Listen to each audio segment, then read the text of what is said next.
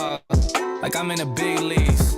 Yeah, told him I'ma hit it out of stands. I deserve another 100 bands. I deserve another 100 fans. Told them this was always in the plans. I just did it cause they said I can. Blowing euros when I'm down in France. Labels asking how I build a brand. Told them put a check up in my hands. Do I got time? No cap. Made a few checks, but they all in the raps. Had a few friends, but they stuck in the past. I don't even trip when I'm thinking about that. Hopped in the whip and we all in black. Shawty wanna ride till I hop in the back. 0 to 100, seen a rev on the dash. They ain't catching up, dog, I'm moving too fast. I'm in the big leagues. Told them don't miss me.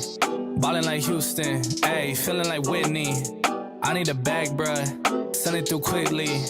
I'm making his dog, like I'm in a big league. What's up, ladies and gentlemen? Welcome back to TDPHINSTALK, home of the real Miami Dolphin fans.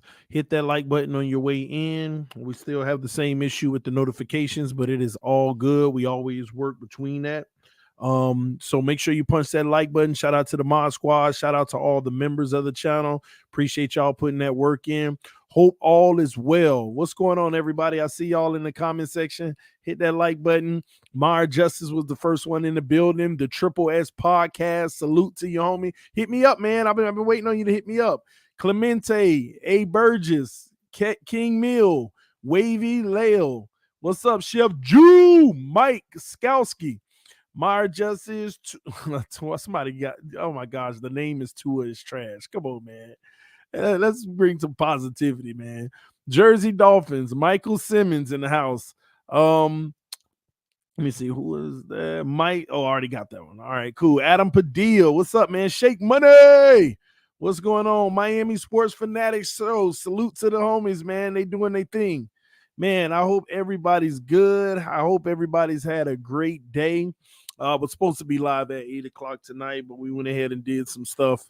Me and the wife had to take care of some stuff, and then we had a late dinner. So it's better late than never, right? TD, hope you and family are doing well. Hugs to all. Thank you. Appreciate that. What's good, OG Cap for Life? What's up, TD? What's up, Hermes, James Manguera? A. Burgess, what's the deal, man?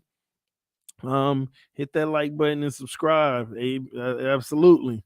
Salute to you. I'm trying to pull this up. Y'all give me 1 second, make sure. I want to see if that's the homie. One moment, man.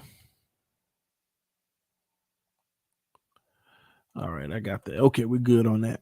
All right, what's up, Andres? What's going on? The Fins tailgate in the house. That's what's up. Meyer Justice. What's going on? D-Dub, what's up, man? D-Dub, I keep giving you a mod, and every time I see you, it's gone. It ain't making no sense, man. Got to figure that out. All right. All right, man. Mike Mateo on TD. God bless you and your family 100%. I thank you for that. Y'all hit that like button, all right? We got 100 people in the room. It'll keep adding up as YouTube sends the notification. Let me see here. All right, man. Y'all see the title. I want to get into this real quick, but because I ain't going to lie. I've been lied to. Sometimes you hear things. My bad. I didn't know you asked me to hit you. Oh, I got you, Triple S. I'll hit you up later. I've been lied to, and I didn't know I was being lied to. People were giving me a narrative, and I just automatically believed it. And I usually do my homework, but I didn't in this situation. And this time, I didn't do my homework. It was given to me by a beat writer for the San Francisco 49ers. So I had a conversation about 2 hours ago with San Francisco 49er beat writer. Spoke to him. I was gracious that, glad that he hit me back. Just hit him up, just seeing I didn't expect him to, but he did. We exchanged info and he gave me a call and we had about like a 15-minute conversation. And he had to go, but it was a good conversation. Let me tell you what he told me. He said, we're getting a good coach. We're getting a good-minded coach, a guy who's innovative, a guy who is a positive guy. He can motivate guys and get them to rally behind the overall cause is what I got out of it. Also, you're getting a guy who definitely, I don't know why he brought this up, but I guess it's relevant for us. He's a great relationship guy. Through and throughout the building, everybody loves him. And he's really cool with the media, everything of that nature. So he gave me a lot of good stuff on Mike McDaniels, he didn't say not a single negative thing about Mike McDaniels. But he did say one thing, and he didn't say it in a negative way. But it shocked me because I was under a totally different perception. Mike McDaniels never called the plays at all. At all. Not even the run plays, not even the short passing game plays. He called 0 plays. No different from Flores. He didn't call no offensive plays because he ain't an offensive coach. But Mike McDaniels didn't call any plays. For some reason, people have been around here telling us that he did call the plays this year. He was play calling, and we just went with it. Okay, all right. He called plays. He ain't called no plays. And I said, hold on. From my understanding, he actually called plays with Shanahan, or maybe he called just the run plays. Beat writer said he never called plays. He didn't call the run plays or anything. He is the run game coordinator. He draws up plays. He create plays. He's basically the orchestrator that kind of, you could say, creates the scheme with Shanahan. But on game day, Shanahan decides every single play they want to run. And I didn't know this. And the reason why it had me alarmed is because we got to knock it out of the park with a play caller. We got to knock it out of the park with an offensive coordinator. We have to knock it out of the park with the guy that may be a veteran or experienced in calling plays, because it's one thing to teach plays and draw them up, but it is a skill. Play calling is a skill. Some would say it's even gambling. It's like, man, you in the casino. It's like playing blackjack. I'm a double down. I don't know what they gonna run, but okay, yeah, good. Play calling ain't just because you're an OC. You a play caller. We have to bring in a veteran offensive coordinator, somebody who has at least a good proven track record of good play calling. They don't necessarily have to be a great offensive coach, but as long as they can call good games. Because you can have all the innovative plays that you want in the world, but it matters when you call them and how you call them, where in the game you call them. Somebody said he only called plays in the preseason. I know. I found that out too. I had no idea that he didn't call plays. Somebody started this narrative. No. He called plays this year, and he's calling some of them in the playoffs. Turns out this man never called plays. Shanahan never relinquished that to him. Then he actually sent me 4 different articles that 2 of them he wrote and 2 of them other writers wrote. And it shows you throughout the season how the fans were mad at Shanahan early in the season because he was struggling calling plays. Then in November, the fans were excited saying Shanahan got his mojo back calling plays. Then he showed an interview of Shanahan talk about calling plays, how he 100% calls the plays. And then the playoffs was the last article he sent me from January, something in the middle of January. It was a playoff game, and the fans were unhappy with some of the play calling that Shanahan had. He never called plays. So it looks like we got a head coach, but we are definitely going to need a really good play caller. We are going to need a really good play caller. We're going to need a guy who could dial up the plays that he can create at the right times, man. Or I don't know. Will he say this is my coming out party to call plays? Maybe he will. But then we'd have to go through the process to see, are you as good as Shanahan calling them? Because they never gave him the opportunity in San Francisco to do that. This is going to be very interesting to find out. A. Burgess said, I am still saying get a running back. Take pressure off Tua, manage game, don't make him win it. Yeah, and I get all of that. We've talked about that a lot. I believe we will get a running back, maybe 2, by the way. But you got to be able to call these plays the right way. Matt LaFleur wasn't calling plays with the Rams. Yeah, we understand that. There's a lot of head coaches that don't call plays. Nobody's debating that piece. There are a lot of head coaches that don't call plays, but it still means we need to get a good offensive coordinator that can call plays, or Mike McDaniels can call them, but we hope that he's as good as calling plays as he is creating them. Because those two things don't go hand in hand like people think they do. A whole different ball game. It's one thing to be the offensive genius mind and create plays, but calling them is a different story. Because creating an offensive scheme is just creating plays that could work against this, that could work against that. It's a brilliance to it and a genius to it.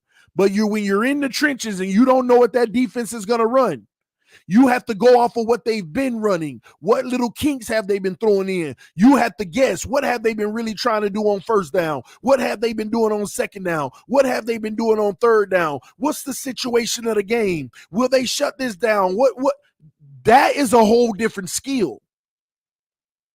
So y'all tell me in the comment section, do you think he's going to be looking for an OC that can call plays, or do you think he's going to try to be the Shanahan and start calling them himself? Y'all let me know what y'all think in the comment section, because that in itself is going to be something to really look at in the regular season on how the play calling is and who's calling it. But I want to know what you think in the comment section. Do you think that he will be calling the plays, or will he be relying on his OC to do it? McDaniel was hired to install an offense for Tua. I agree. But again, we're trying to figure out, G-Firm, who's going to be the play caller. You can install the offense, but who's going to call the plays on Sunday? Do you think he's going to try to be Shanahan and say, hey, it's time for me to look like my boss and be that big, that well-known guy because of my play calling too?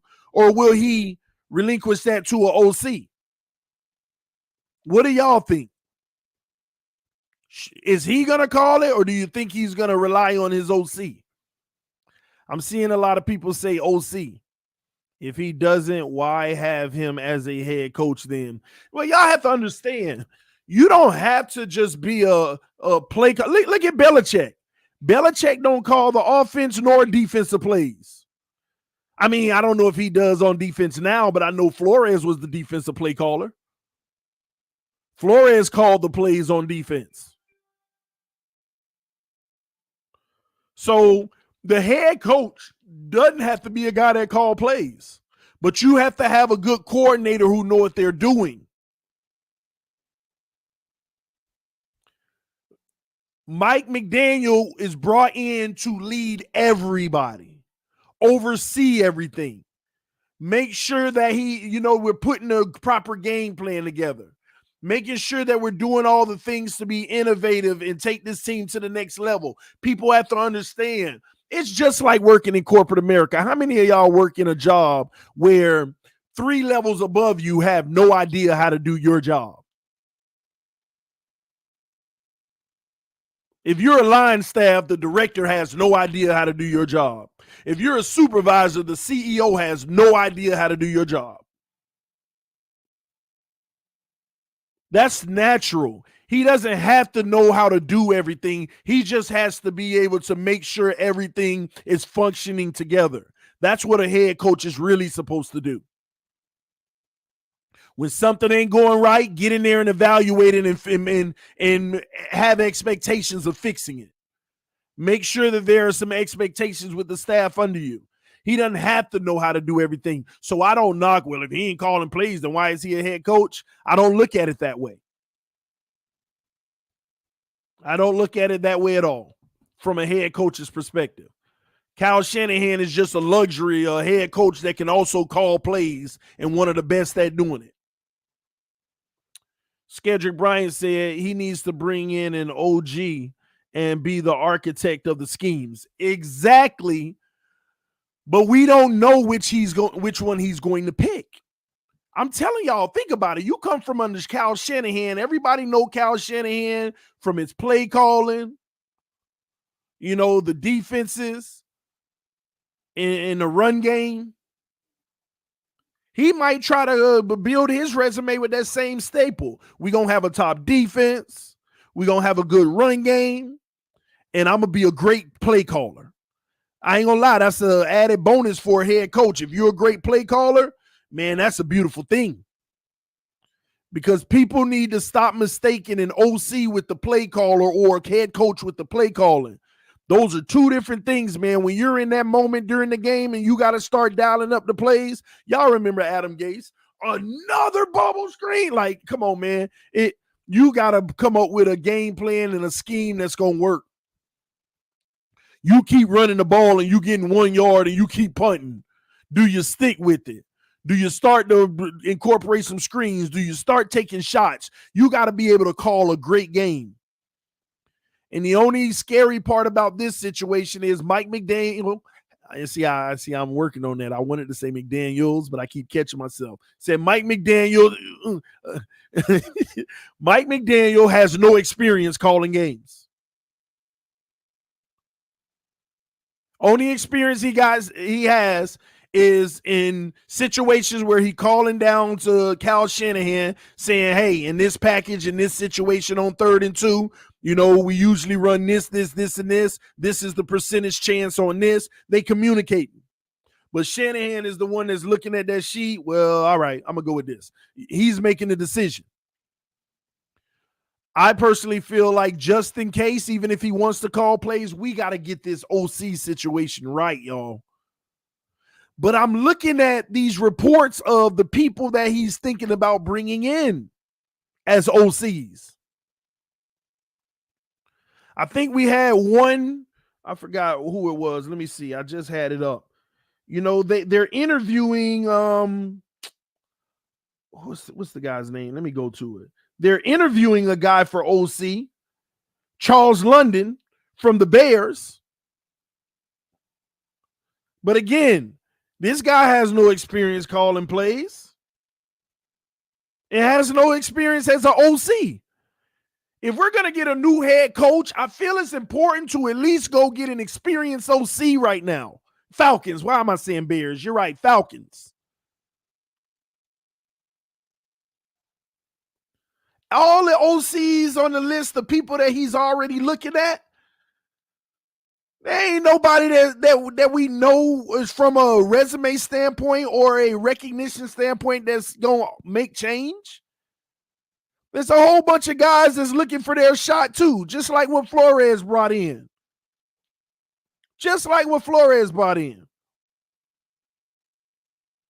And I understand, Anthony, yes, you're right. He is a QB's coach. Excuse me.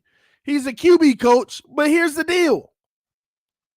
I hate when we go get QB coaches who are working with great quarterbacks already, who are already working with really good quarterback coaches. That frustrates me.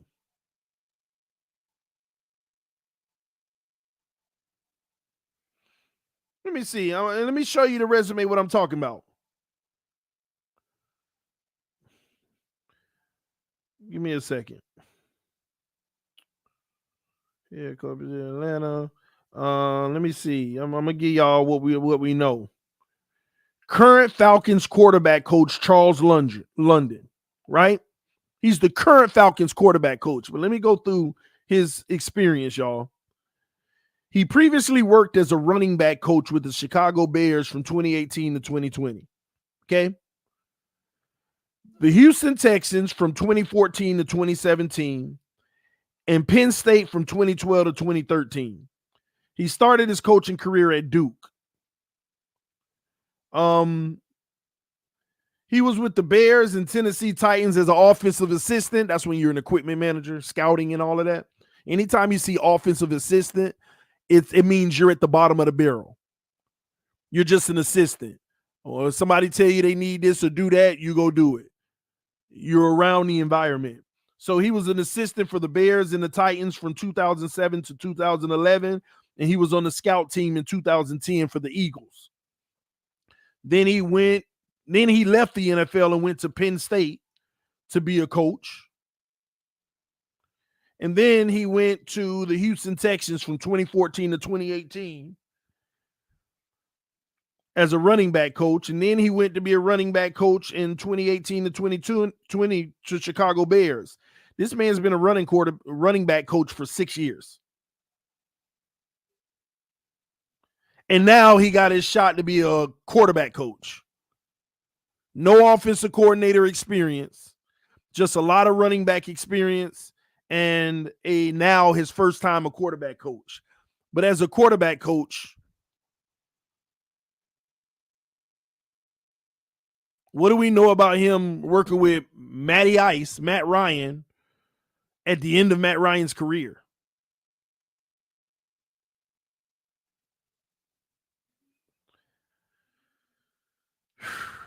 And that's not it. He's looking to potentially bring some people from San Francisco on that staff, which include quarterbacks coach Rich Scangarello, who, again, anybody who associates their name with Jimmy G, I don't see no improvement. Wide receiver coach Wes Welker, and former tight end coach and assistant head coach John Embry. Though those candidates exist as speculation only at this point. Any one of those guys he could bring in to be the offensive coordinator. Now, the main concern that I have is everybody was worried about the simple fact that Brian Flores couldn't bring in a good staff on offense. Early signs are Mike McDaniel will not be able to bring in a good staff on offense. And this was the point that I kept making to y'all months ago. Y'all act like it's easy for a first-time coach to bring some of the greatest football minds there are. Especially in an organization like the Miami Dolphins, who change coordinators like your underwear.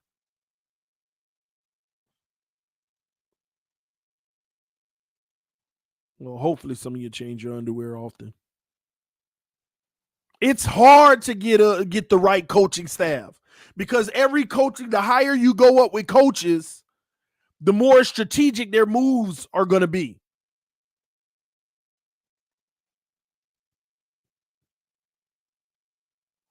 Look at Brian Daboll over in New York. Do you see what he's building over there? Man. You see what he already has done on defense with the Ravens coach?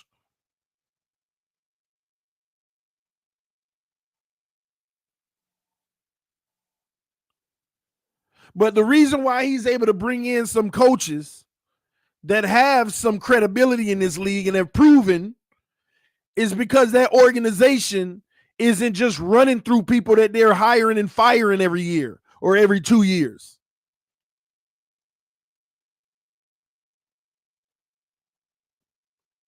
It's going to be hard to bring the right staff to Miami. And it sucks because the only way you can do that is if Stephen Ross intervenes and he got to open up the checkbook.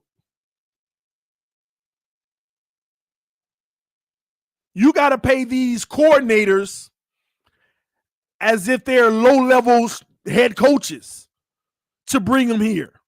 You got to open up the checkbook and give them a 25% premium on what the going rate is of a coordinator.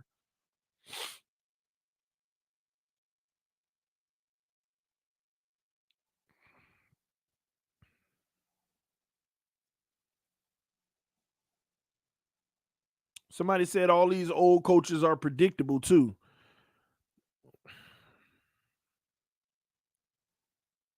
The only issue is the new ones ain't got no experience. It's like they're jumping levels, y'all. They're jumping levels.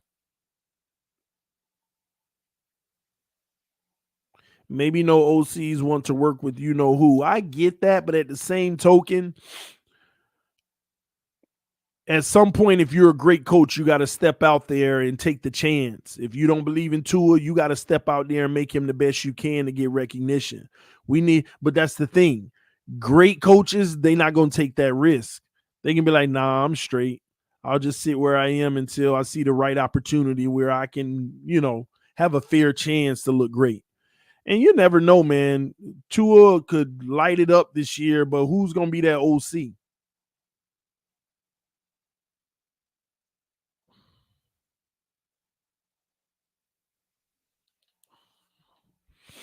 Ross has no issue opening up the checkbook.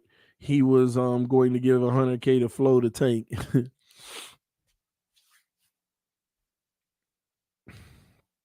But real talk though, man, this might be the thing that we struggle with.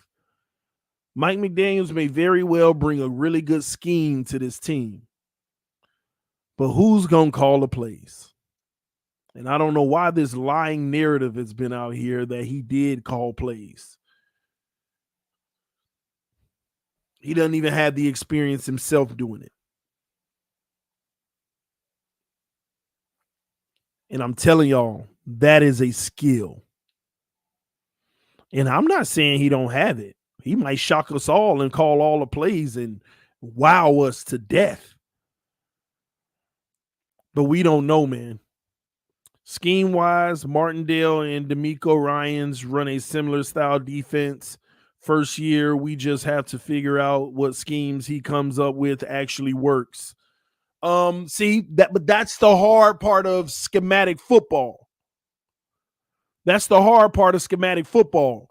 You're saying first year, let's see what schemes work. All schemes work. It's just a matter of when you call them. You can have a great scheme, but you're calling it at the wrong time.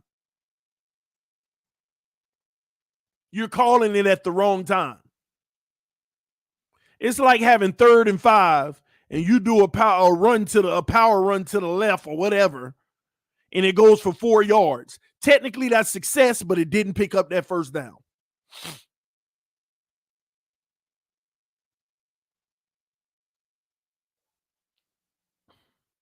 It's a matter of when you call the plays. Play calling is an art and a feel of the game. You have your general sets, the things you know what works. You keep on throwing different wrinkles out of it, but then you dial up certain things based off of what type of looks they've been giving you all game.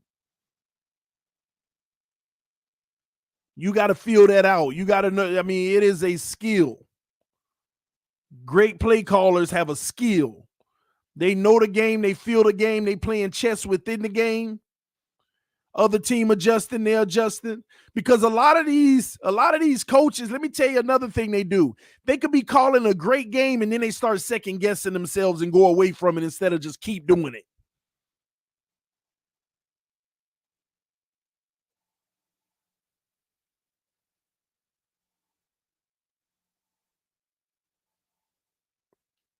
It kills me, man, when coaches do that. LaShawn said, TD, a drama queen. You be the same one complaining and crying. Oh, the play calling sucks if it sucks. Shut up with that stupidness, man. Sit in timeout. Bro, I can't believe you are at it already. Now you're hating a coach who don't know anything about. Can you recommend a Dolphins channel for me? It's called, type in Miami Dolphins on YouTube and then go to the filter and hit channels. You'll see like 30 of them now. Go find you one that fits your narrative because you can't comprehend regular English. I ain't hating on nobody. I'm talking about who is going to be our offensive coordinator. I ain't say one thing negative about Mike McDaniels. I've told you the truth. He's never called plays. Will he call them or will he rely on the OC to do it? How all of a sudden am I coming at the head coach already? I'm telling y'all, man, some of y'all, they should not have let y'all pass 3rd grade. Shame on these school boards. Some of y'all, you really shouldn't have passed 3rd grade. I have no clue why they let some kids go past 3rd grade. Back in the day, they used to hold you back a grade if they feel like you don't have basic comprehensive levels, like whoever just wrote that. And you're a grown person writing that, but I don't blame you. This happened to you years ago, somewhere around the 3rd grade, when you couldn't even put it together yourself. That's whenever you start missing the mark.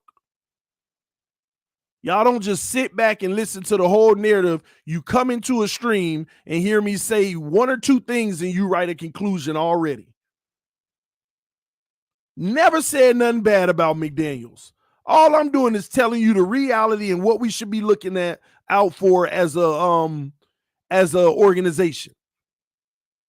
See, If I would have said this about Flores 3 years ago, would you have said the same thing? Because what have we been complaining about for 3 years straight? Freaking play calling. But if I would have said this 3 years ago, would I be hating on Flores?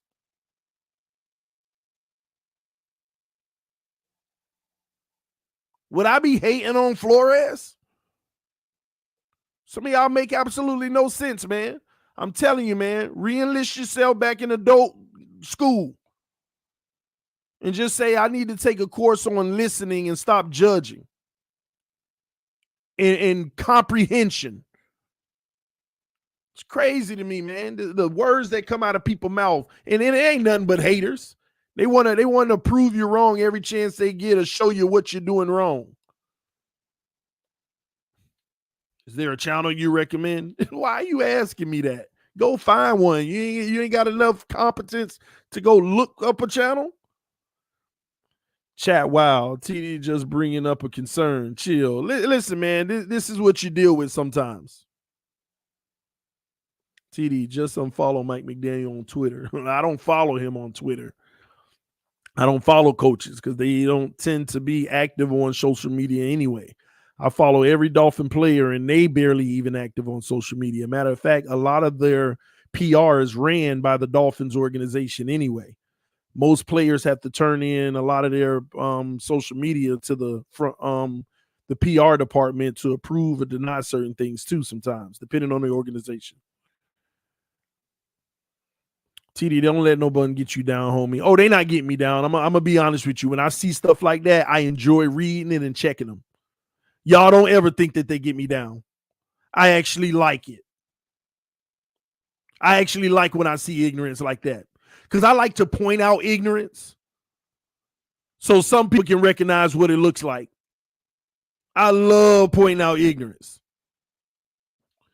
TD, weren't you blocked by Gesicki? No, I was one of the few not blocked by him. I don't know what I did right, but I was one of the few people that wasn't blocked by Gesicki. Yeah. Just tuning in, what I missed. Nah, just a little Mike McDaniel hate. That's what somebody called it, because I'm concerned about who's going to be calling the plays. And that's rubbing some people the wrong way. TD, you are 100% right. I get it. Yeah, you can't just give regular news and give a concern for the upcoming season without somebody getting in their feelings. You can't even give a concern. We don't have a play caller on this team. We don't have anybody that has experience. And at least I brought a solution to the table, didn't I, y'all? I said, so I think we need to go get an experienced OC. At least I'm talking solutions that'll help Mike McDaniel. But the reality is a lot of those people are only over here because they don't like to see us win over here. So they want to hate. They want to hate. But you're always welcome because we need those validating moments. TD, keep pretending play calling will be the greatest issue. The greatest issue will always be Stephen Ross, period. I didn't say it will be the greatest problem, and I never said it'll be the greatest problem. I said Miami Dolphins' biggest issue next season may be offensive play calling. And here's why. May. It don't mean it will. That's why I also said Mike McDaniels might be just like Shanahan, come out and call it like a guru, and we would be like, man, this dude is serious. This guy is legit. But we just don't have a track record nor experience that'll make us feel that way as of right now. So this can go two ways. He can want to call the plays, and we got to look at, hey, let's see how he is as a play caller. Or he could bring in a veteran OC that may have better experience at doing it, and we still don't know how that's going to turn out. Because it already looked like we ain't going to be able to bring in great OCs and great DCs. I ain't going to lie, I got my fingers crossed that when we get those announcements for the OCs and DCs, that they have a reputation and they're good. Not just an up-and-coming guy who was a position coach that's getting promoted for the first time. That was a part of Flores' issue outside of Gailey. Bringing up a whole bunch of people that's getting promoted right along with you. you're opening up more room for error. That's why I told y'all all these people, yeah, but we might get this person, that person. Yeah, all it so just like the Ravens DC. They just brought in a great DC.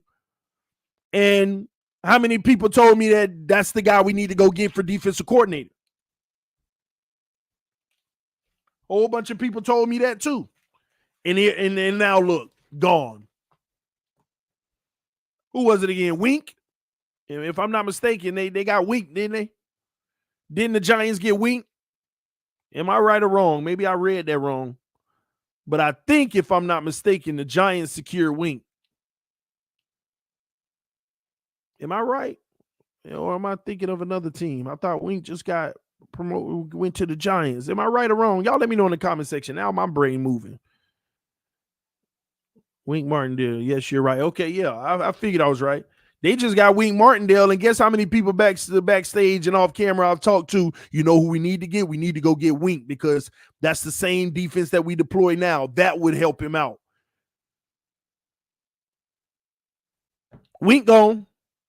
Now let's see who we're going to get on the OC. Ross needs to step in and make sure that he's allowing Mike McDaniel to have the resources to bring in a good OC, man. To bring in a good OC. He needs to open his checkbook and say, Mike, find the best OC you can, and I'll open up my checkbook for him, and we'll win a bidding war if it comes down to that. We'll win a bidding war if it comes down to that.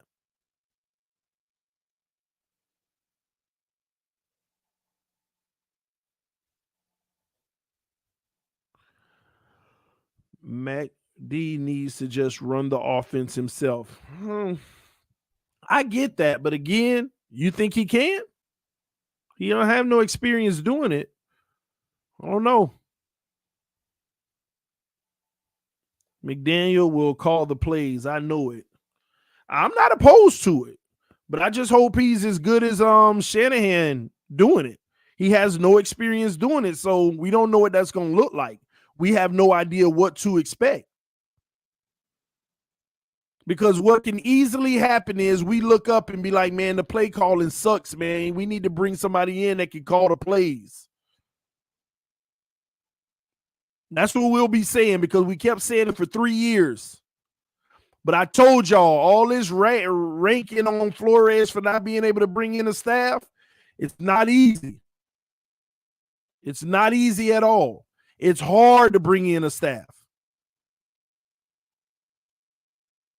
It's really hard, man. So we're going to see what Mike can do, if he can bring in the right staff, or if he can be that play caller that we're going to need him to be. He is from the Shanahan tree, and Shanahan one of the best to ever do it. But I can't wait. I need them to ask him in press conferences when they have him, does he plan to call plays? Or is that something he's going to be giving to an OC? I really want to hear what his thoughts are on that approach. I'm going to be real interested to see what he decides to do. There's a reason he didn't call the plays in San Francisco. I don't know what that reason is. I got to be honest with you. That may have nothing to do with him. Kyle Shanahan, he is the guy that does not want to relinquish those duties as well. So it may not be a knock on McDaniel. It may just be Kyle wants that type of control. He don't want to let that type of control go. And some coaches are like that. So I don't want y'all to think that that's a knock on Mike. Kyle loves calling his plays. That doesn't make it a knock on Mike at all. But I want to, hopefully a beat writer ask that question. Does he plan on being the play caller, or is that something he's going to allow his OC to do? And I don't want the generic answer. Well, we're going to make it a collaborative effort. No. We tired of hearing that crap from coaches.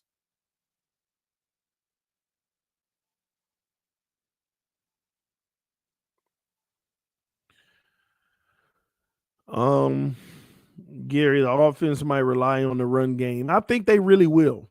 I think we'll be run heavy, and that's going to be a priority of the offense, making sure that we are handing that ball off, and a lot more tossing plays, tossing the ball.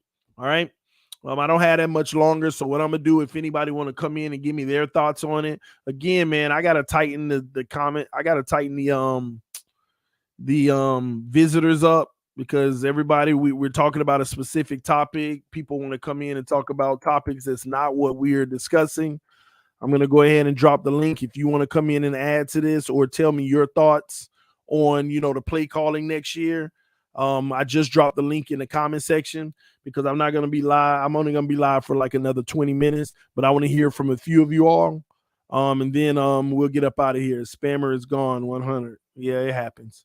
Hey, but before we do, let's see here. Let me copy this real quick. Before we bring people on, y'all do me a favor. I noticed our homies over at Miami Sports Fanatics Show, they're like 4 subscribers away from 300. And I think that they might even be live right now. I want to do a quick little bombardment takeover. So what's going to happen is, if everybody can follow this link that I'm about to post, follow that link, go over there and say TD sent me, and go subscribe to the channel if you can. They're literally, I promise y'all, they are like right coming up on 300. But I want you to go over there if you can. I'm dropping the link in the comment section. Say TD sent me, and subscribe to the channel, and come back over for the last 20 minutes. And we'll go from there. Oh, we doing a raid? Yes, we're doing a raid. I'm about to pull it up on my screen too. We doing a raid, man. I'm about to pull it up, and I'm about to be all up in the comment section. Let me see here.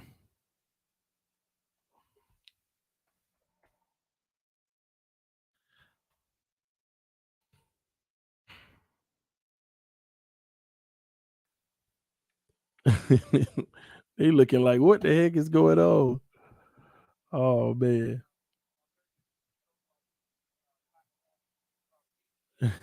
Y'all go over there and spam them up with love, all right? All right, Manny, I understand.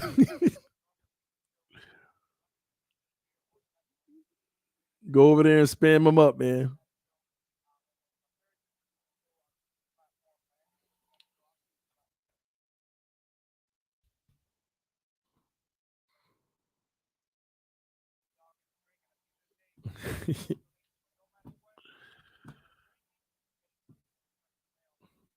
I appreciate y'all going over there spamming it up, man.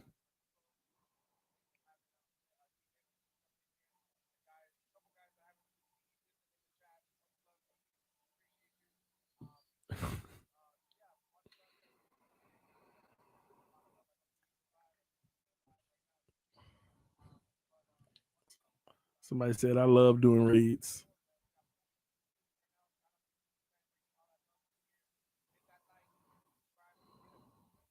All right, man. I ain't gonna mess with them too much longer. I'm gonna do these last 20 minutes, and then I might go hang out with them for a little bit before I go to bed tonight. But we got some people backstage. First up is Jolie. How you doing?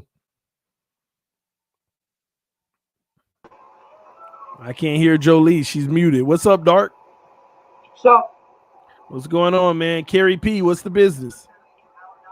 how you doing, TD? What's I'm up? good. What's How up? old, how old are you, Dark?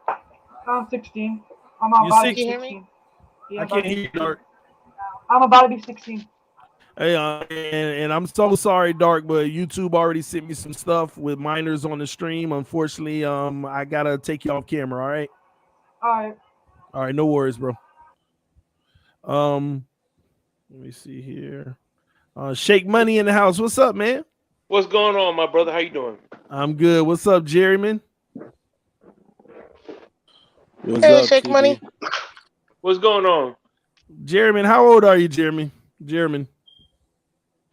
I'm 27. Oh, never mind. That was Jolie. I'm sorry. I thought Jeremy was talking. I was like, oh, all right. All right. Well, so talk to me, y'all. What's y'all thoughts on play calling this year? Do you feel like McDaniels needs to go ahead and get his feet wet and step out there and hop on it? Before we start, do I gotta show you my ID, TD? No, man. You look 80. You good. Thank you. Hey, 46 over here, man. I think I'm legal. 46. Yes, sir. That's what's up, man. So let's go around the table. I guess we'll start with you, Kerry P. What's your thoughts on it? Man, I got a quote for you, TD, man. Mhm. Albert Einstein. Yeah. Insanity is doing the same thing over and over and expecting different results. But this is a different guy. It's true. And hey, that doesn't mean it might not work this time. But it means we not learning from the damn mistakes of the past. Like, listen, Flores, for instance, right? He was a first-year defensive coordinator himself. But if we're not going to give the guys time to grow, make mistakes, then we're doing the same thing over and over and over again. And I suspect the same thing has a possibility of happening here with McDaniel, man. From all reports, he's a genius. He's got a good football mind. But having a good football mind doesn't guarantee success at the NFL level.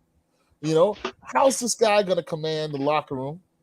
How's this guy going to, like you said, who is he going to get in his staff to help him build a winner here? And this has been the same question we've asked of the last 6 coaches we've had. Man, like I said, I'm 46, man.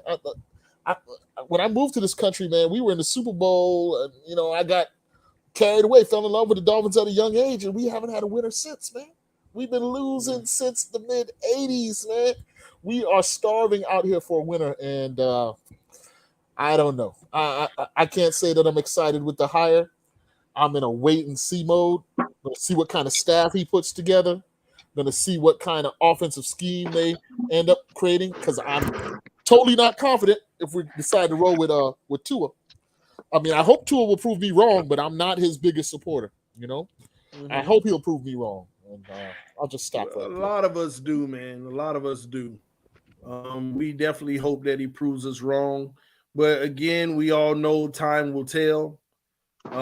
We shall see, man. These are nerve-wracking times for us because we just want to win, and it just seems like every 3 decisions we make that's right, we make the one that wipes out those 3. So that's wrong. So tough times, man. Jolie, where you at? What you got on this? Hey, TD. Well, personally, I'm half and half. Because I'm a little torn. I think he's still a little too young to be a head coach. Not that age is a issue, but I don't know if he has the pedigree to attract somebody with a lot more experience to come here and coach. So I'm hoping that he can surround himself, because that's what we were sold.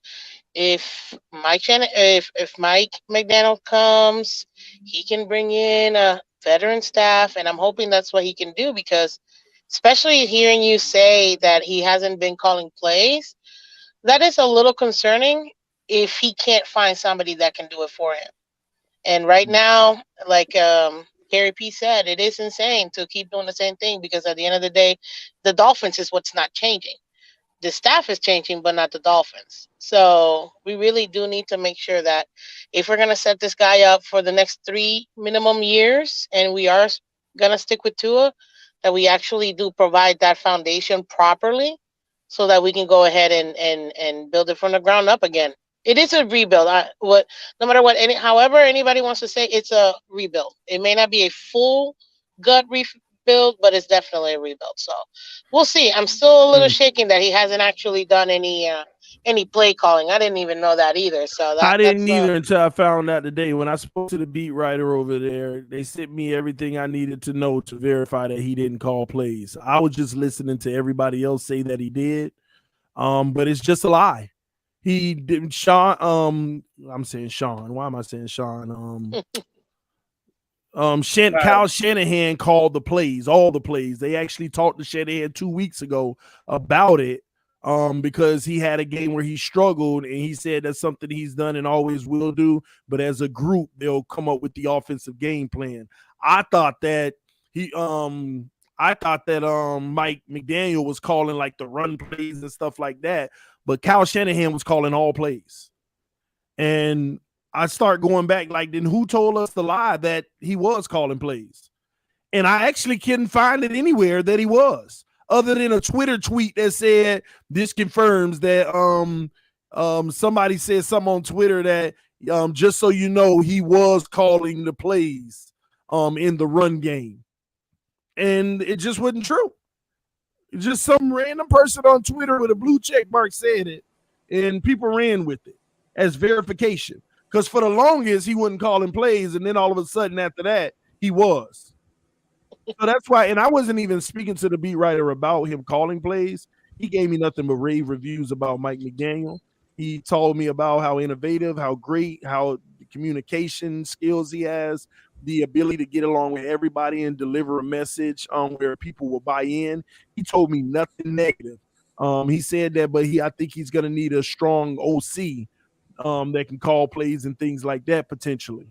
I said, but I thought he was calling plays. He said, not at all. And people out here saying that he never called the plays.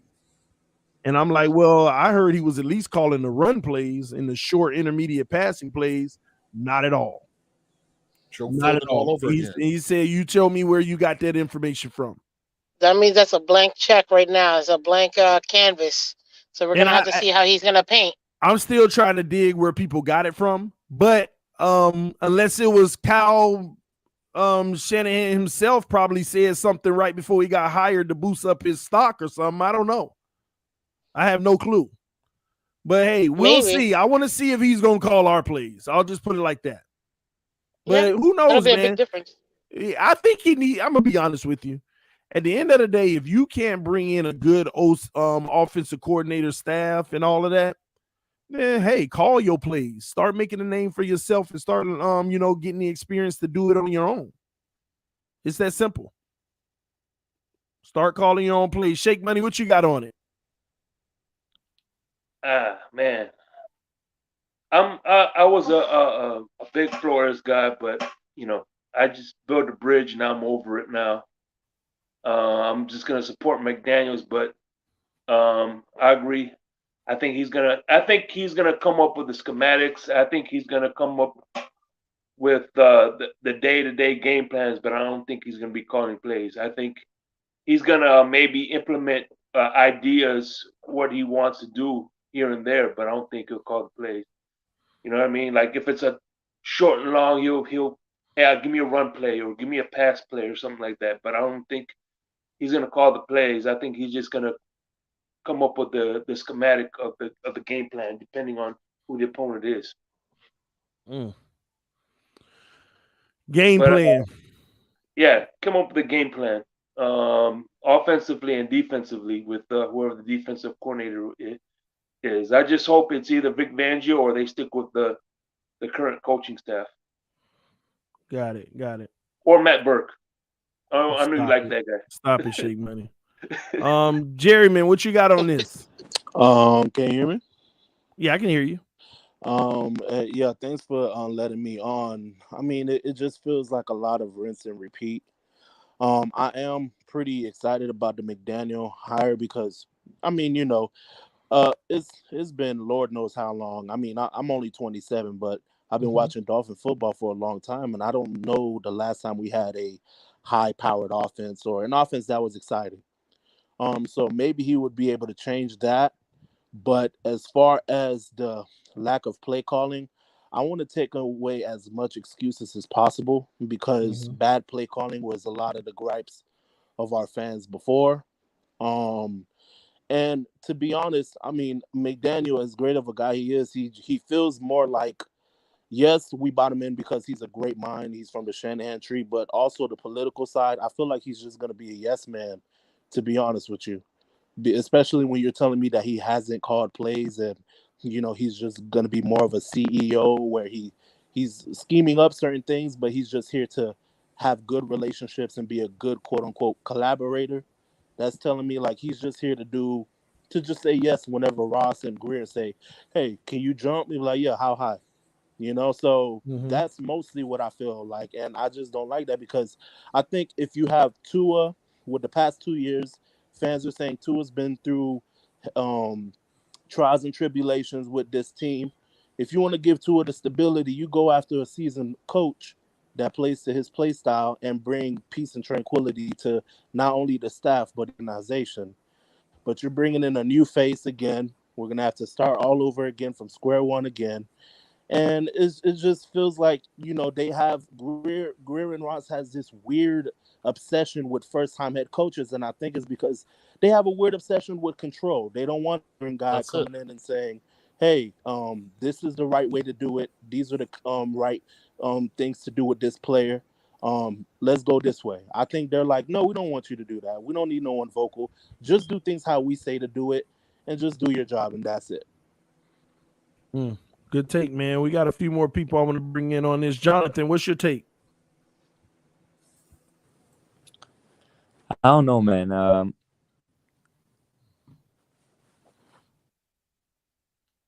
Hello? He's out of there. Yeah, I think Dude said he don't Mutex. know and hung up. Mutex, talk to me, man.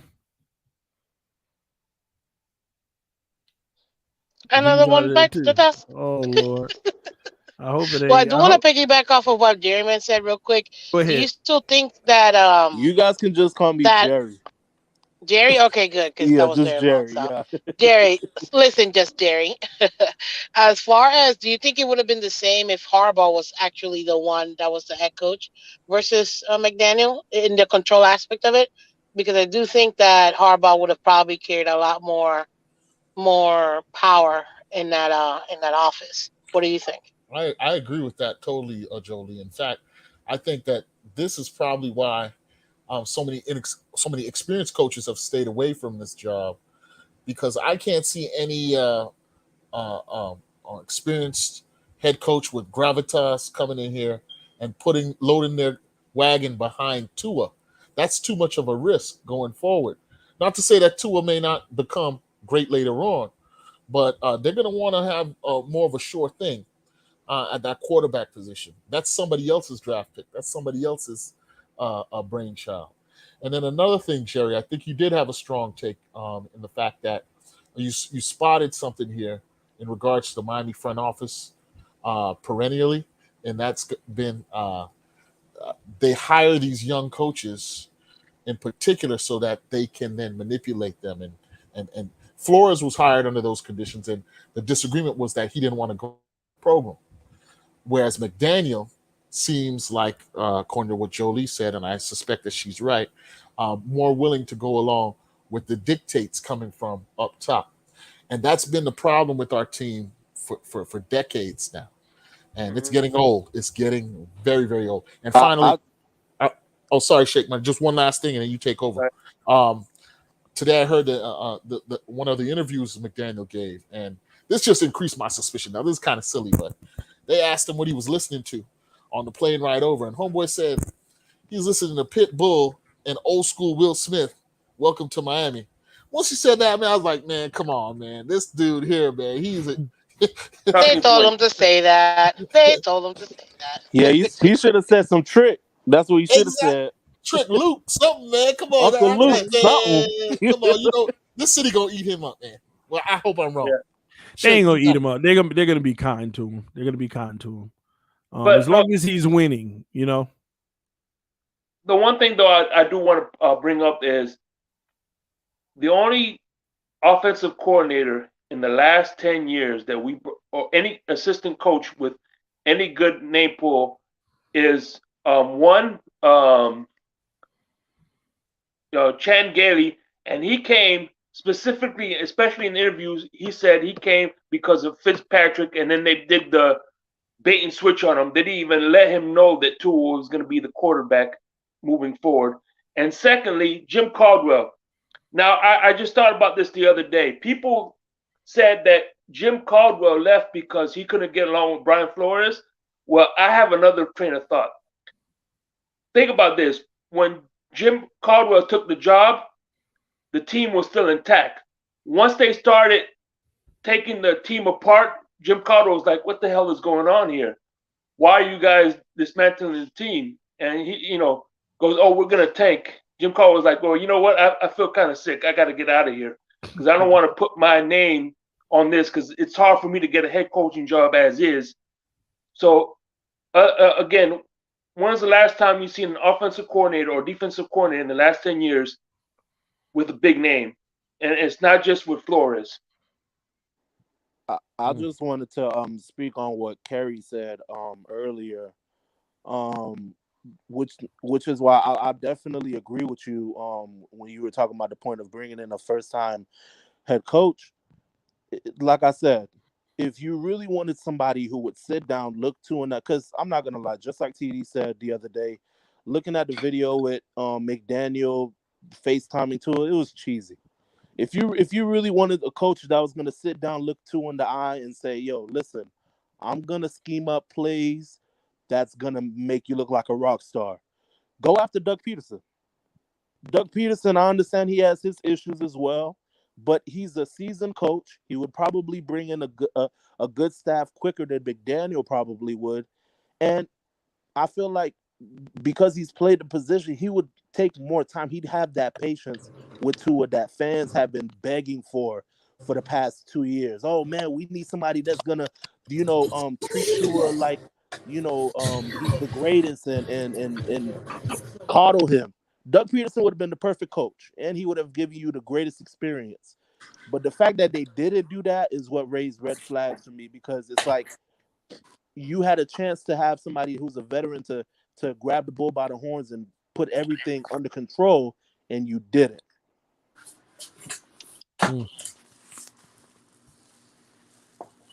So I guess with that being said, man, because at the end of the day, it was what it was. Doug is gone to, is it Jacksonville?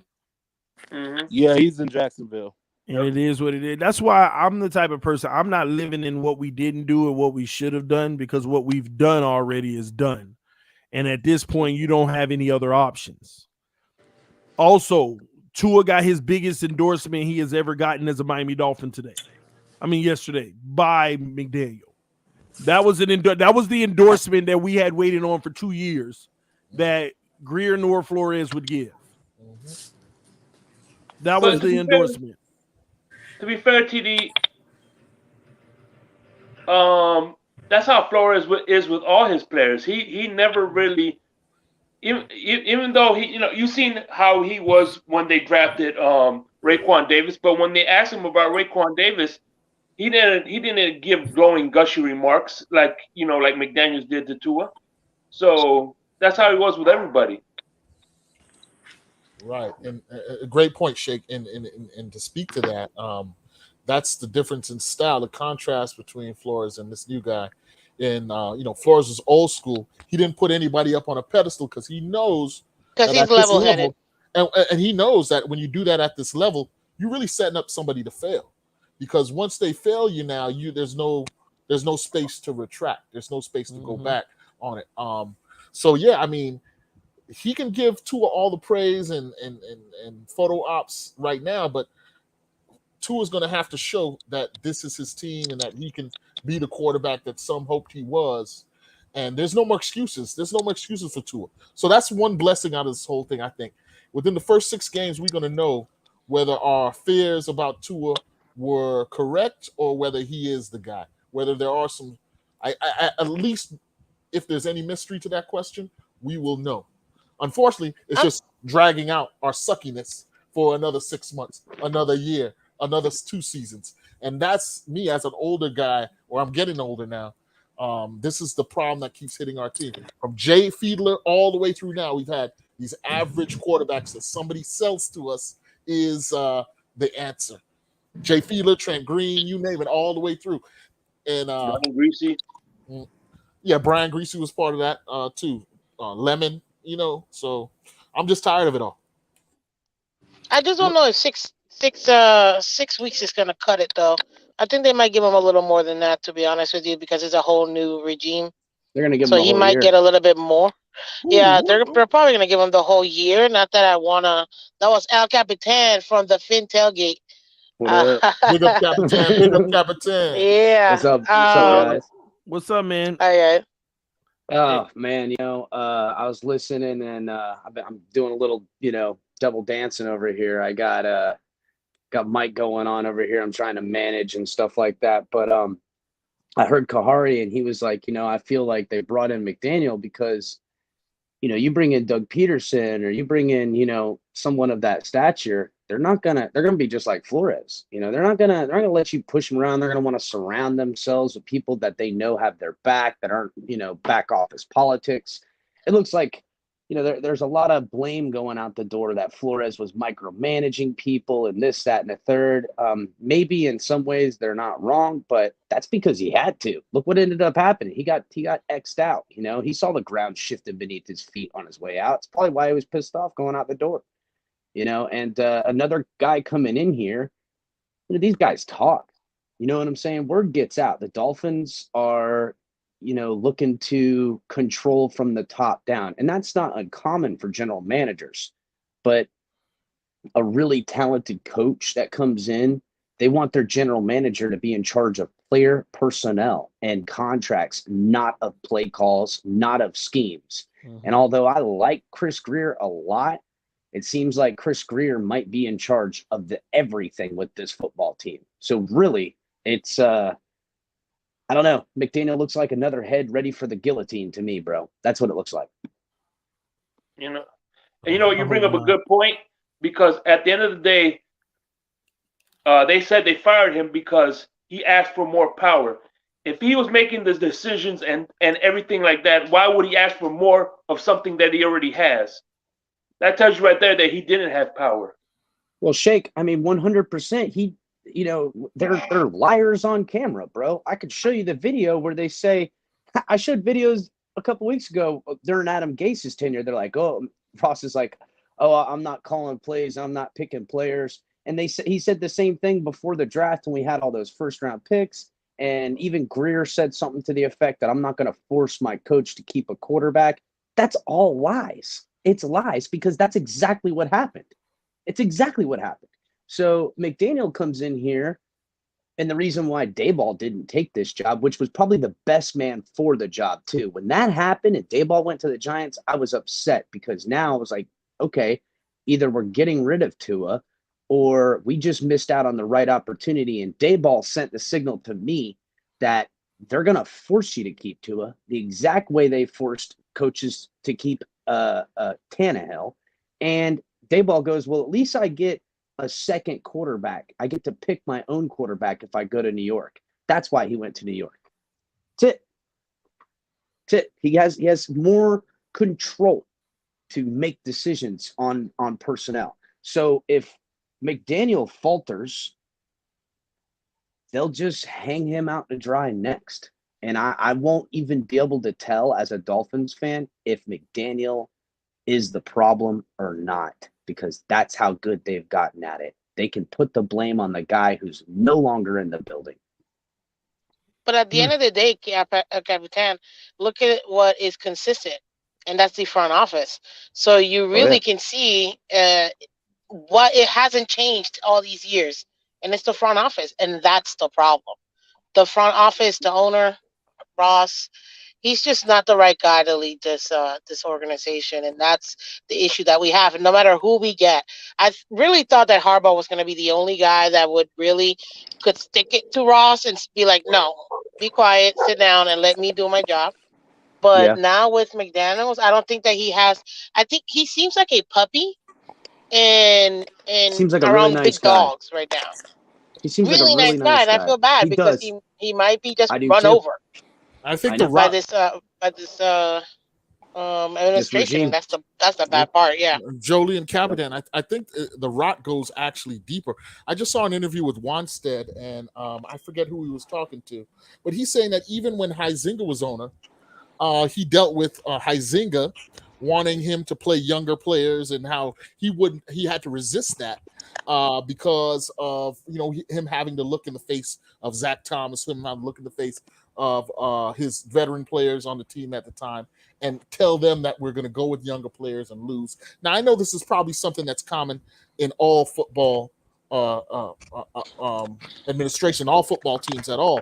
But with our team, our front office consistently gets involved and tries to impart making the right decision, or the popular decision, the one that'll play to its targeted fan base, and at the sacrifice of making the proper football decision. And the proper football decision is not always the right public opinion or public situation to take. But that we can't make the hard cuts. We can't make the tough decisions and move on. Listen, when you draft players, You're never going to draft 100%, players who stick and who are successful and maximize their talents. But you've got to be a brave enough organization to cut your losses when you see them and move on. And that's one of the areas that's hurt us. Go ahead, Sorry, Cap. I wonder this, and it's only something I've recently started looking at it through this lens. Okay, you got to understand what we're dealing with here. We're dealing with an owner that, when these guys are billionaires, they don't get there by not walking over dead bodies, and not literally, but you know what I mean. These guys are are very competitive. They're very alpha males in their own right. And so I started thinking on this, and I said, you know what? What if the problem that keeps happening is Stephen Ross starts feeling like this team, this organization, and the love in which the fans are giving people and the recognition isn't going to him, and that he's creating an alpha male in a coach or a quarterback, and then he, being an alpha male, has to destroy them. You know what I'm saying? Because it's some kind of thrill, some kind of ego, blood sacrifice. Ego. Thank you, Jolie. Blood Yes, sacrifice. yes. I have to emasculate the control over them to show that I still got it. I wonder if this is where we're headed, for some kind of egotistical megalomaniac that is literally thinking he's changed until he sees someone as a worthy opponent to destroy, and it always ends up hurting us. Well, just to give you a quick example real quick, actually, that's the same thing that Michael Jordan had to deal with his GM. I don't know if a lot of people had to realize, I remember this. His GM had to say, there you go, Krause. Thank you, Kerry P. His GM was horrible. He wanted to hog all, and I know it's basketball, but I'm just bringing it on to, your point, Capitan, that he just wanted all the attention. It was all about him, not Michael or the team, but he wanted to hog all the attention, and that's why the riffraff happened. That's the same thing we're dealing with Ross. Ross thinks that he is Jerry Jones, not understanding that Jerry Jones, guess what, started from the beginning being that way, and there was nobody like him. Jerry Jones is the first and last person of him when it comes to football. But Ross wants that same gravitas and attention, but he's not. People don't pay to watch Ross. Some people do pay to watch Jerry Jones because he's hilarious, in his crazy ways. But at the end of the day, he's putting himself first over the team, and that's the problem. And you see it time and time again. How? Because we literally make the same mistake over and over. I call it the 3 and out. Every 3 years, we get a new regime, and boom, we start all over. We are the most consistent team at being mediocre, 500, and at always getting a new regime every 3 years. Oh, yeah. Not even the Jacksonville Jaguars do that, and they definitely are not a better team than us. So it's just really frustrating that we're stuck with that over and over and over. The Giants have been getting coaches every 2 years, and at least Jerry Jones has the cojones to say that, hey, I'm making the decisions. Yeah, but Jason Garrett that stayed there, it was obvious that he was a puppet of Jerry, and same thing. Wait for the. But at least he got the opportunity. You know what I mean? A long opportunity. Jerry puts himself out in front of the slings and arrows. I can at least give him that. At least when the daggers are coming from the reporters, at least he's taking it. He's using players and coaches as shields so he can drift into the background and not be held accountable. He's always the recipient of the love and never of the criticism. And it's high time we hold this man responsible. Who is that? Because he wants to make Stephen Ross. He wants to make the team upscale. He doesn't realize that this market is a working class market. I don't care what you say. Blue collar. This is a blue collar market. Like, these are regular folk who have a lot of bills, a lot of responsibilities. They're coming to see a product, which is a team. They're not here to deal with his $3,000 club 72 seats. Nobody's paying that. Like, come on. But they will pay for their families to get 4 tickets, season tickets. You know what I mean? Well, the elites will always be able to afford that. But that's then with all you got. But they're not here. You're right, Jolie. That's not what makes up this fan base. It really is, man. It really is. Can I ask a quick question? Go ahead. Now that this front office has they passed on Dabo, they took all this time to hire McDaniel. Going back to what TD was talking about earlier, the well is running dry because it was about 6 teams looking for new head coaches this offseason, right? I It's think like about 5. 6 or 7. I think 6 or 7 or maybe even Yeah. 8. So Saints came in Miami, late, Yeah, Miami I think but they we were coming the knew. in 8th late. one. Who are we gonna sign? Because it feels like all the good coaches. Daboll isn't playing around. He's taking all the good coaches for himself, and then who else? Who knows? No, Maybe the it's their Texans candidate or pool. It's their what you candidate say? pool. They didn't go for certain coaches. They were only going for like new like coordinators, like first year coordinators. Because, I mean, even when we hired Flores, that was his first year being the defensive coordinator calling plays. He was a linebackers coach previously, so they didn't go after guys that had that head coaching or play calling experience. They just Well, went after. Flores had play calling experience. Yeah, Yeah, Flores definitely Flores yeah. did called with the the Super Bowl, didn't defense. he? He called the Super Bowl Yes. against the Rams. I No, was a he Yes. fan. called. No, he was calling the defensive plays Yeah, that the year for defensive plays. I meant, yeah. Belichick. Yeah, 20. I think it was 2018. Yeah. Yeah, So To be fair, that Matt Patricia was the last defensive coordinator on the yeah. Patriots.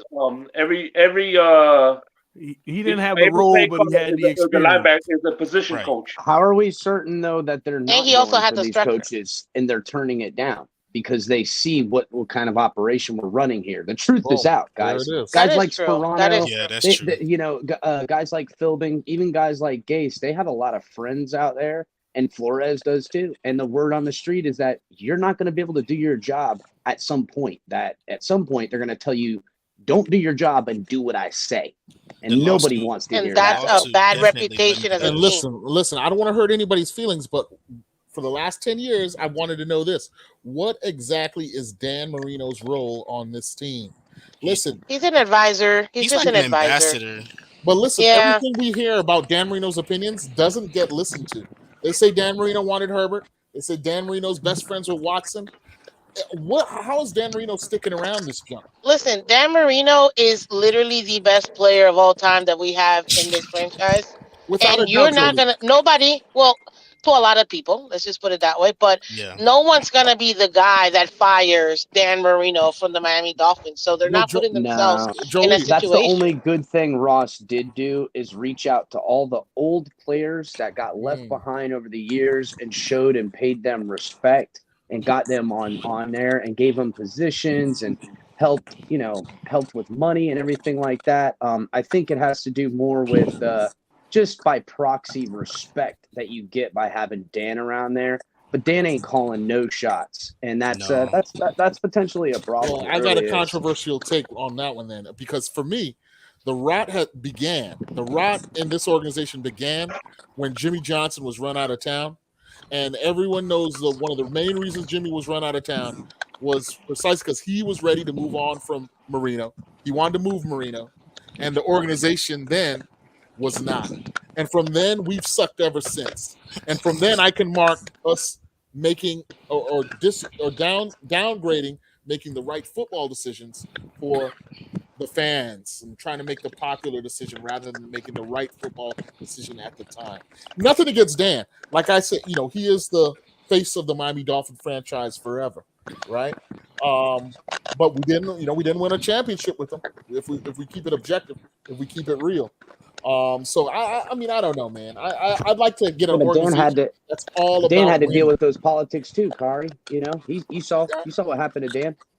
That's true. That's true. But like I said, we've been in this desert for a while now, and we need some drastic change to our operational a plan going forward in order to right this boat. But And they're I don't not know if going to McDaniel is change. the guy. I don't know They're if McDaniel is the guy. So they're sitting in their comfort zone with making either some of these decisions as far as football wise, like with coaches. I mean, they're gonna look at guys that don't have any like leadway or that don't have any room to like move their weight. That's why you're not gonna see a Doug Peterson or a Jim Harbaugh on this team coaching this team because they're not gonna take it. They're gonna let them know, what they want you know, as far as like budget wise for assistance, they know like resources, you know, they're only gonna go so far as to, you know, giving the new coach certain resources to be able to lead this team. But they're living in their comfort zone. And as long as they're in their comfort zone, we're not gonna see any change. We're just gonna see the same rotation. In 3 or 4 years, you know, we're gonna see the same cycle. Yeah. But that's my And problem though, because if we're gonna allow McDaniel to bring in some first time guy, then how different is that from Flores? It's no different. I don't want Not a any more difference. excuses. Well, and at least Flores got 3 years on him. So I think the difference that they found from this guy to Flores is strictly personality. That's it. mhm. But I don't think that's fair. And you know, offense to defense. And in some ways, that's exactly what we keep doing.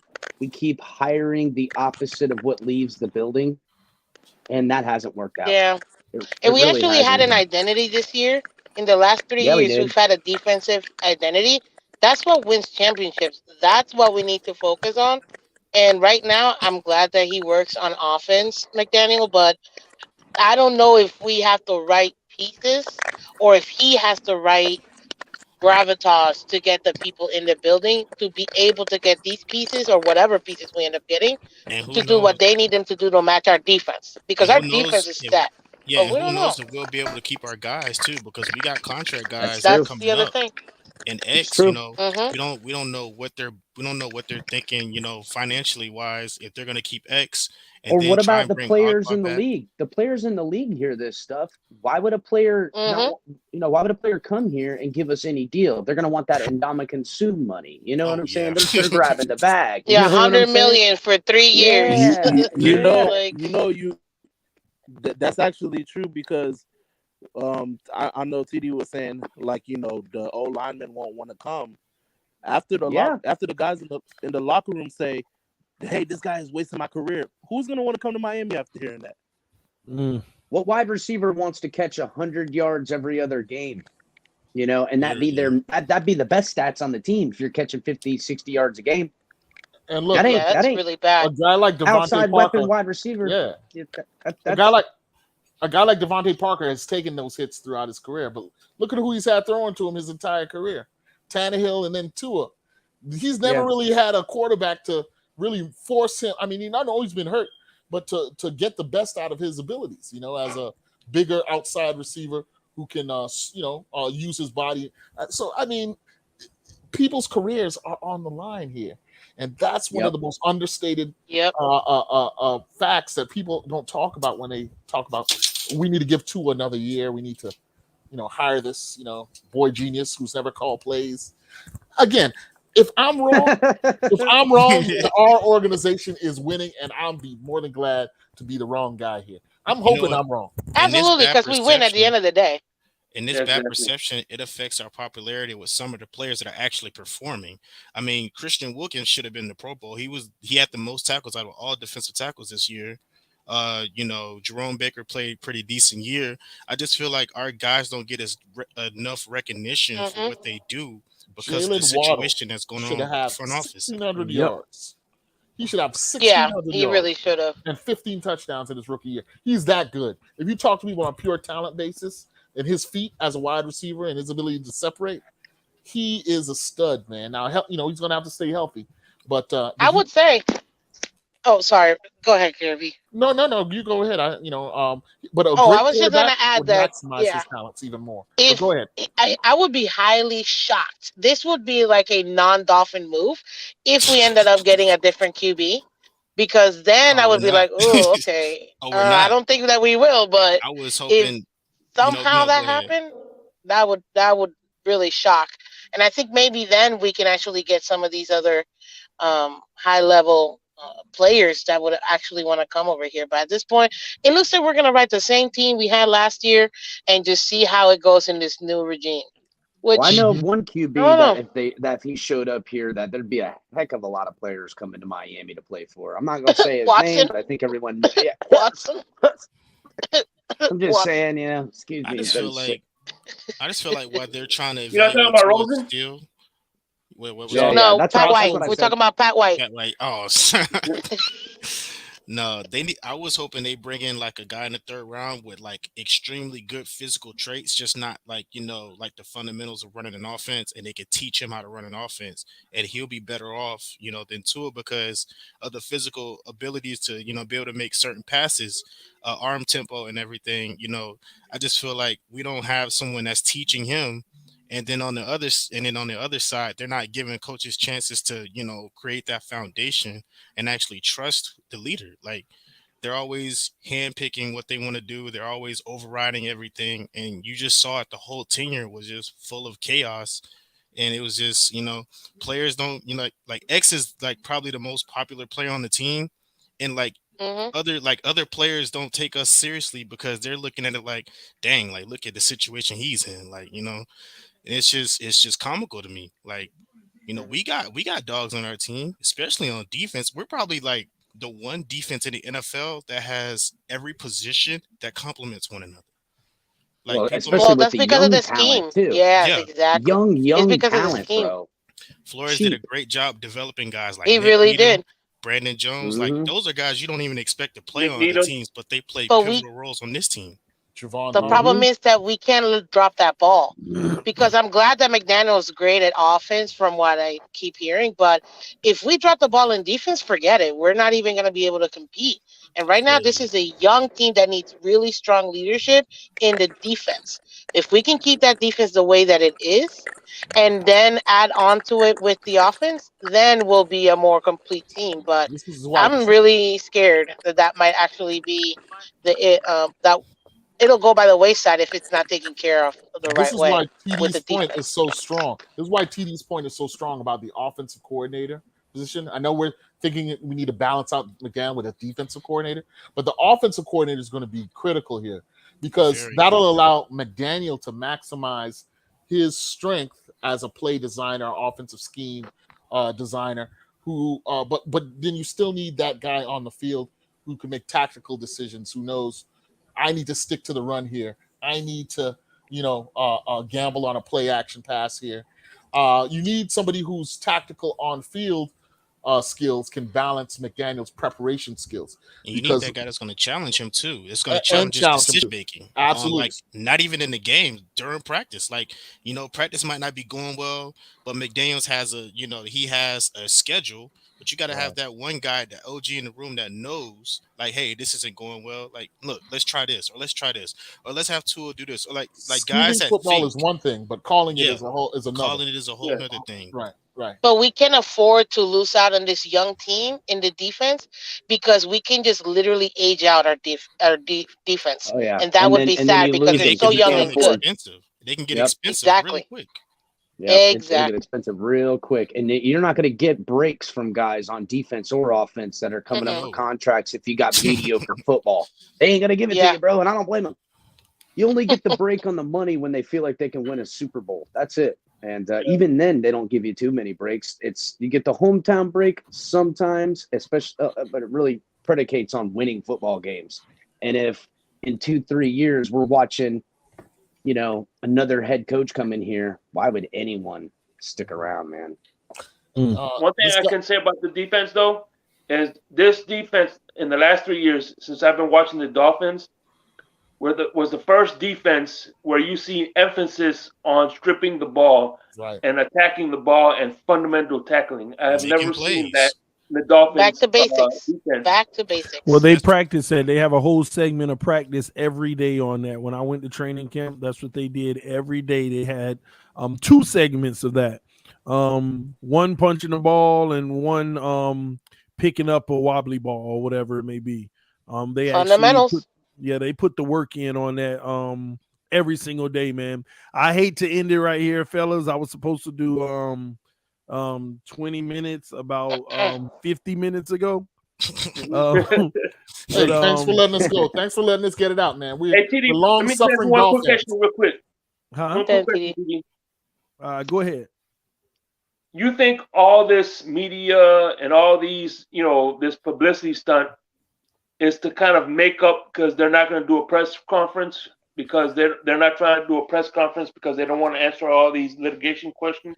I think they'll do a press conference eventually. It may be like over like Zoom, and all the beat writers will be instructed to keep it about the new coach and the future and none of the previous stuff.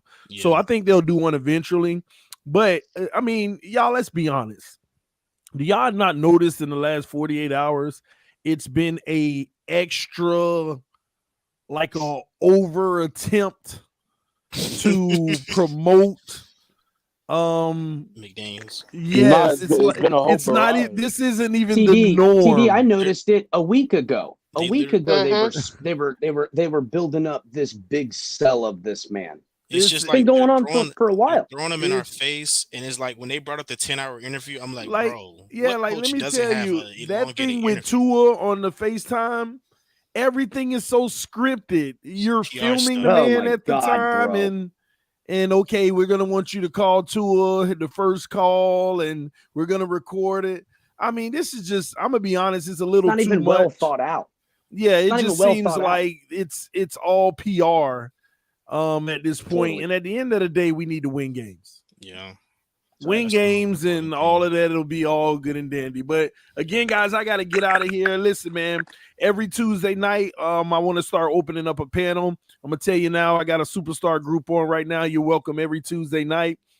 Hopefully it'll be sooner than this, because I wanted to go at 8, but I got caught up doing some stuff. But I welcome every single one of you guys back. All right. All right. All right. Take it Appreciate easy, y'all Thank you, coming TD. through. Appreciate you. All Thanks, right. Y'all TD. have a good night. Peace, panel. Peace, Later, CD. bro. Peace. Bye, guys. All right, y'all. This is TD Fans Talk, home of the real Miami Dolphin fans. I hope y'all have a great night's sleep, and I hope you have a blessed Wednesday. Tomorrow's Wednesday, and I will see y'all tomorrow. See you soon. To all my haters, I love y'all. Thank y'all for sticking around and viewing every stream. And to all those who support and love this channel, thank y'all for being y'all. We love you all. Peace. We're out.